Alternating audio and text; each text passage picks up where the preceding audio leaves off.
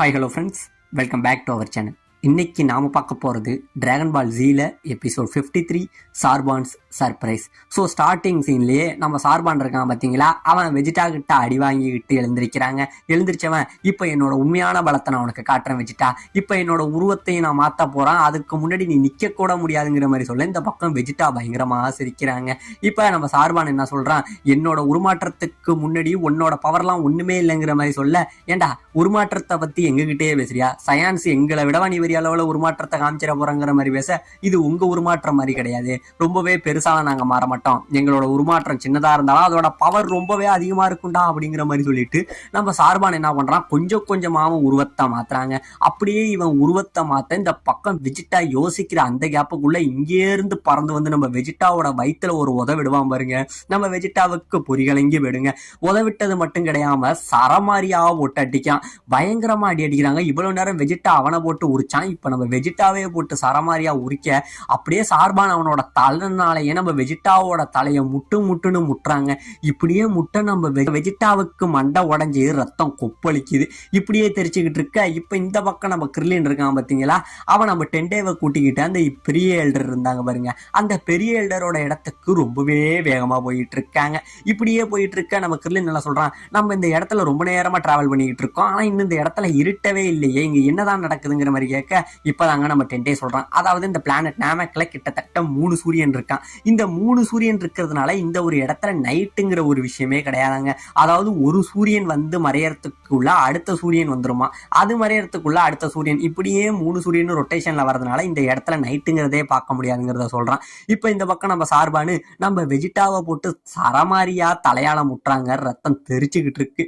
இப்படியே இது பண்ணிக்கிட்டு இருக்கு. இப்ப என்ன பண்றான், இங்கே இருந்து நம்ம வெஜிட்டாவை மேல தூக்கி போட நம்ம வெஜிட்டா திடீர்னு அவன் பவரை யூஸ் பண்ணி இங்கே இருந்து பறக்குறாங்க. அவன் பறக்க நம்ம சார்பான என்ன பண்றான், இங்கே இருந்து அவன் பவரை யூஸ் பண்ணி பறக்க இப்ப அப்படியே 2 பேரும் எதுக்கு இங்கே இருந்து கிளாஷ் ஆகிக்கிறாங்க. கிளாஷ் ஆகிட்டு இவ்வளவு நேரம் தரையில சண்டை போட்டுக்கிட்டு இருந்தவங்க இப்ப ஏரில் சண்டை போடுறாங்க, சரமாரியா சண்டை போட்டுக்கிட்டு இருக்காங்க. இப்படியே சண்டை போட்டுக்கிட்டு இருக்க இந்த இடத்துல ஒரு மிகப்பெரிய பவர் ரிலீஸ் ஆகுதுங்க. இப்படியே சண்டை போட்டுக்கிட்டு இருந்த நம்ம சார்பான் என்ன பண்றான், மறுபடியும் அவனோட கால் முட்டியால ஒரு குத்திட்டு அவனோட கையால ஒரு அடி ஒன்று அடிப்பான் பாருங்க நம்ம வெஜிட்டாவை. அப்படியே வெஜிட்டா அடிபட்டு கீழே வராங்க. அடிபட்டு பக்கத்துல உள்ள மலையில அடிச்சு மலையே ஓட்டையாகி கீழே விழுகிறான். அவனால சுத்தமாவே முடியல, அந்த அளவுக்கு அதிகமான ரத்தம் வெளியில போயிருக்குங்க. இப்ப இந்த பக்கம் நம்ம கோகுவை காட்ட, நம்ம கோகு அந்த 50 டைம் கிராவிட்டி இருக்கு பார்த்தீங்களா, அதுல பயங்கரமா ட்ரைனிங் எடுத்துக்கிட்டு இருக்கான். இப்படியே ட்ரைனிங் எடுத்துக்கிட்டு இருந்தவன் ஒரு குறிப்பிட்ட நேரத்துக்கு அப்புறம் முடியாம அப்படியே கீழே படுக்க, எப்பா நான் நினைச்சதை விட ரொம்பவே ஃபாஸ்டா 50 டைம் கிராவிட்டியில வந்து ஜெயிச்சிட்டேன், ஆனா எனக்கு இப்போதைக்கு கொஞ்சம் ரெஸ்ட் வேணுமே அப்படிங்கிற மாதிரி நம்ம கோகு படுத்திருக்க. இப்ப அவன் ஃப்ரெண்ட்ஸ் எல்லாம் பத்தி யோசிச்சுக்கிட்டு இருக்காங்க.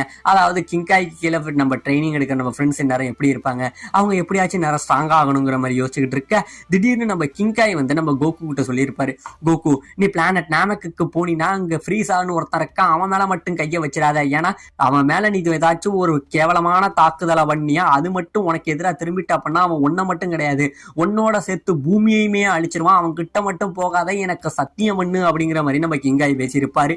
இது எல்லாமே நம்ம கோகுக்கு ஞாபகம் வர மறுபடியும் எழுந்திருக்கிறாங்க. இல்ல இப்ப எனக்கு ரெஸ்ட் தேவையில்ல, நான் எப்படியாச்சும் அந்த ஃப்ரீஸாங்கிறவனை ஜெயிச்சே ஆகணும்னு சொல்லி நம்ம கோகு மறுபடியும் ட்ரைனிங்ல ஈடுபடுறாங்க.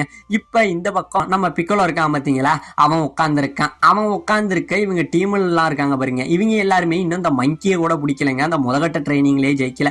இவங்க எல்லாரும் அந்த மங்கி பபுல துரத்திக்கிட்டு எல்லாரும் ஆளுக்கு ஒரு பக்கம் ஓடிக்கிட்டு இருக்காங்க. ஆனா நம்ம டியானு மட்டும் என்ன பண்ணிட்டு இருக்கான், உன்னை விடவே மாட்டான்னு சொல்லி கையில ஒரு சுத்தியில எடுத்துக்கிட்டு அந்த மங்கியை அடிச்சே ஆகணும்னு ஓடிக்கிட்டு இருக்க.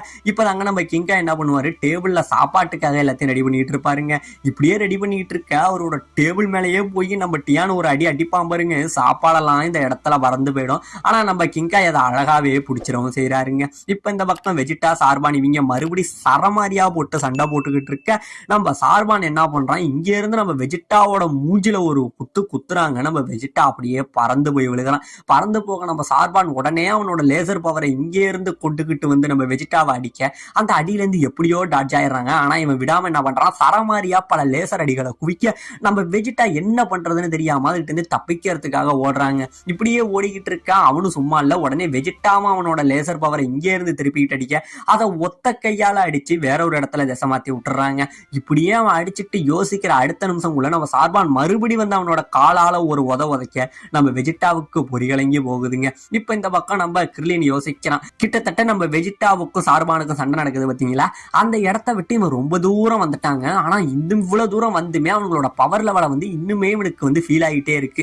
அப்படின்னா கிட்டத்தட்ட அவங்களோட பவரோட லெவல அந்த அளவுக்கு அதிகமா இருக்கு. ரொம்ப தூரம் போயுமே அவனுக்கு பவர் இன்னுமே இவனுக்கு சென்ஸ் ஆகுதுன்னா அப்ப பாத்துங்க அவனோட பவரோட ரேஞ்ச அந்த அளவுக்கு இவன் இருக்கு. இவன் பயந்துகிட்டே நிக்கிறாங்க. அப்படி என்னதான் நடக்குதுங்கிற மாதிரி யோசிச்சுக்கிட்டு இருக்க இப்ப இந்த பக்கம் நம்ம சார்பான் என்ன பண்றான், நம்ம அப்படியே சண்டை போட்டுக்கிட்டு வெஜிட்டாவோட கழுத்தை பிடிச்சிடுறாங்க.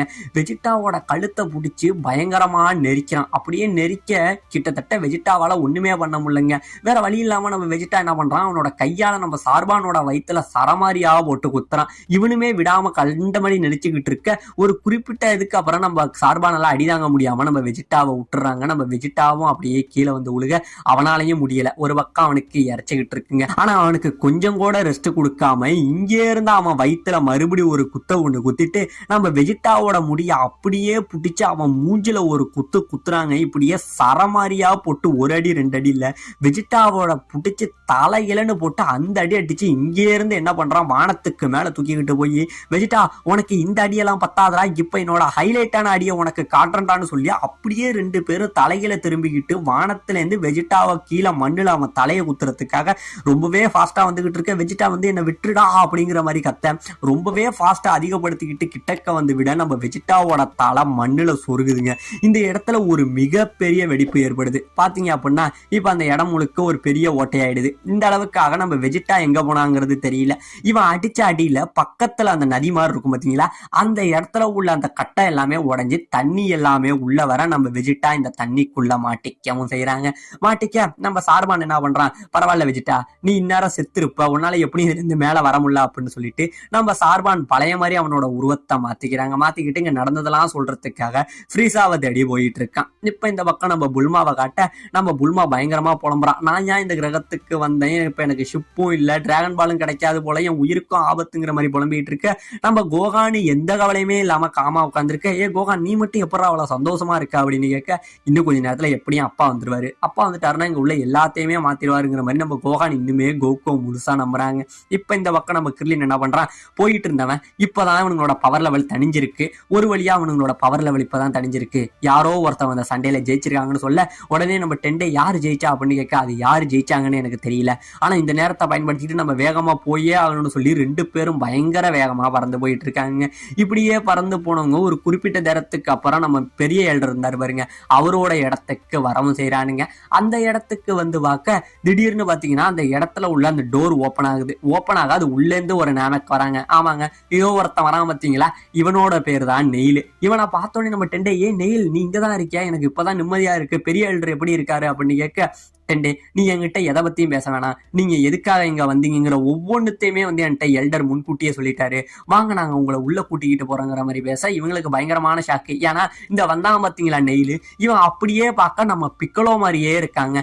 இவனோட பவர் லெவல், அதாவது இங்க உள்ள மத்த நாமக்கியர்கள்லாம் இருக்காங்க பாருங்க, அவங்களோட கம்பேர் பண்ணும்போது இவனோட பவர் லெவல் வந்து கொஞ்சம் அதிகமாவே இருக்குங்க. இப்ப இந்த பக்கம் நம்ம டெண்டே கேட்கறான், ஆமா இங்க நடக்கிறது எல்லாமே அவருக்கு தெரியுது அப்படின்னா இப்பயே அவர் இந்த இடத்த விட்டு கிளம்ப வேண்டியதானே, இல்லைன்னா அவர் உயிருக்கு ஏதாச்சும் ஒன்று ஆபத்தாயிடும் அப்படின்னு சொல்ல, இல்ல டெண்டே அவரால் அது முடியாது, ஏன்னா நம்ம பெரிய எல்டருக்கு ரொம்பவே வயசாயிட்டு அவரோட மரணம் அவரை தேடி வந்துகிட்டு இருக்கு, இதுக்கப்புறம் ஓடி எந்த பிரயோஜனமும் இல்ல, அதுக்காக தான் அவருக்கு பாதுகாப்புக்கு நான் இங்க இருக்கேன், ஒருவேளை ஏதாச்சும் அவருக்கு ஒரு கெடுதல் நெருங்கணும்னா அது முதல்ல என்ன தாண்டி தான் நெருங்கணும் அப்படிங்கிற மாதிரி நம்ம நெயில் பேசிக்கிட்டு இப்ப இவங்க 3 பேரையும் உள்ள கூட்டிக்கிட்டு போறாங்க. உள்ள கூட்டிக்கிட்டு போய் மேல போ அப்படிங்கிற மாதிரி சொல்ல இப்ப 3 பேருமே பறந்து மேல வராங்க. நம்ம கிர்லின் மட்டும் ஒரு விஷயத்தை யோசிச்சுக்கிட்டே வரான், நான் பார்த்த மத்த நாமக்கர்கள் இருந்து இவர் ரொம்பவே வித்தியாசமா இருக்காருங்கிற மாதிரி யோசிச்சுக்கிட்டு வர இப்ப 3 பேரும் மேல வர நம்ம கிர்லினுக்கு பயங்கரமான ஷாக்குங்க. ஆமாங்க, இப்ப எதுக்கு ஒரு மிகப்பெரிய ஜெயண்டாண்டிக்கா ஒருத்தவர் இருக்காரு பாத்தீங்களா ஒரு நாமக்கே, இவரு தாங்க பெரிய எல்டர், இவரோட பேரு தான் குரு. இப்ப நம்ம குருவை சந்திச்சோடனே நம்ம பெரிய எல்டரே பேசுறாரு, மனுஷனே நீ பண்ணின எல்லாத்துக்கும் நன்றி, நீ யாரு என்னங்கிறத எதுவுமே எனக்கு சொல்ல வேணாம், என்னோட பையன் டெண்டேவை காப்பாத்துறதுக்கு உனக்கு ரொம்பவே நன்றி, எங்க இனத்துக்கு நீங்க நிறையவே நல்லது பண்ணிருக்கீங்க, என் மகனையும் என்கிட்ட திருப்பி கொடுத்துருக்கீங்க, அதுக்காக முதல்ல நான் உனக்கு உனக்கு என்னோட நன்றியை தெரிவிச்சுக்கிறேங்கிற மாதிரி நம்ம குரு பேசவும் செய்யறாருங்க. இப்ப இந்த பக்கம் நம்ம வெஜிடாவுக்கு ஃபைட் நடந்த இடத்த காட்ட தண்ணிக்குள்ள இருந்து நம்ம வெஜிடா சாகலைங்க, மறுபடியும் எழுந்திருச்சு வெளியில வரான். வந்தவனுக்கு பயங்கரமான கோவம். சார்பான், இந்த சண்டை முடிஞ்சிட்டுன்னு மட்டும் நினைக்காத, நான் மறுபடியும் பலசாலியா மாதிரி வருவேன்டா, உன்னையும் ஃப்ரீஸாவையும் என் கையாலேயே கொல்லுவேன்டா அப்படிங்கிற மாதிரி நம்ம வெஜிடா ரொம்பவே கோபத்துல வெளியில வந்துட்டு அதிகமான அடிபட்டதுனால அவனுக்கு அதிகமா ரத்தம் போயிருக்கும். அதனால இதே இடத்துல நம்ம வெஜிடா மயக்கம் போட்டு கீழே விழுறாங்க. இவன் இந்த இடத்துல மயக்கம் போட்டு கீழே விழ சிப்புல நம்ம கோகு பயங்கரமா ட்ரைனிங் எடுத்துக்கிட்டு இருக்க இதோட இந்த இடத்துல இந்த எபிசோட முடிக்கவும் செய்யறாங்க.